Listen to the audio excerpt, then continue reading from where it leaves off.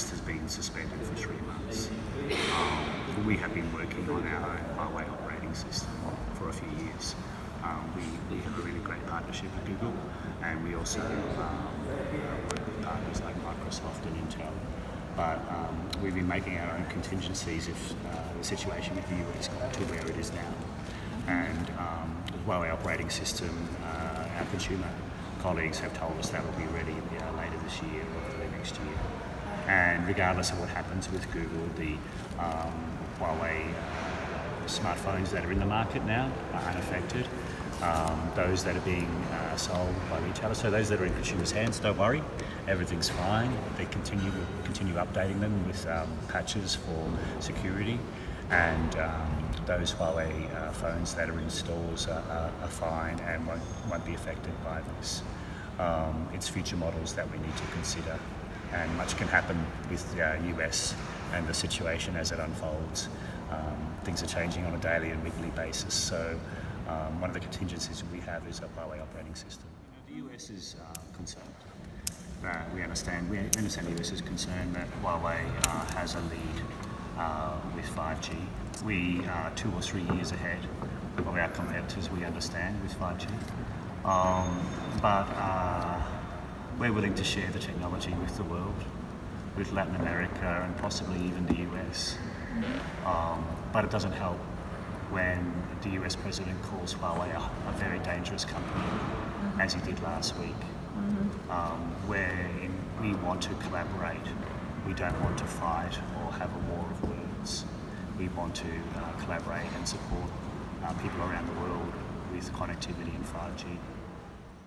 The US has been, the Trump administration and some members of Congress have been making allegations about HUAWEI, and we reject those allegations.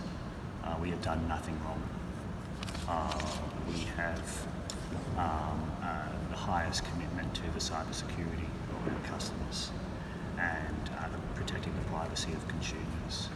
So HUAWEI is somewhat shocked that the United States and the Trump administration would make these accusations against us, which are completely unfounded.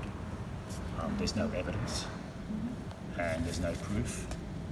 And now we're seeing the Trump administration speculate about what may happen in the future simply because HUAWEI's headquarters is in China. We're a global company with operations in 170 countries, and China is part of the international trading system. And this is a privately owned company. It's owned by its employees. It's not owned by any government, nor does any government or armed forces have any share in HUAWEI. It's owned by the people who I work with. Later. Yeah, for sure. We're a $100 billion US company. We've been operating for 30 years.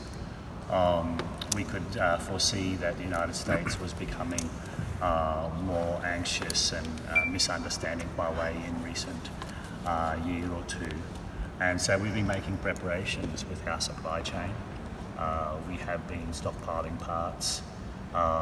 We have been changing our business and focusing on the components and parts of our business that are successful. And we've been streamlining those parts that are not.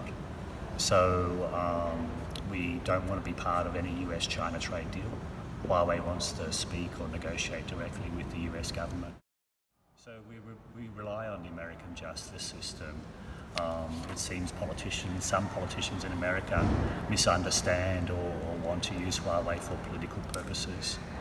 I hope I've shown you today the technology and what we have to offer people in Latin America and people all around the world to connect them, to have a future, a globalized future where everyone is interconnected and we can all prosper and share technology together. We don't want to see a situation in which the world is split into two parts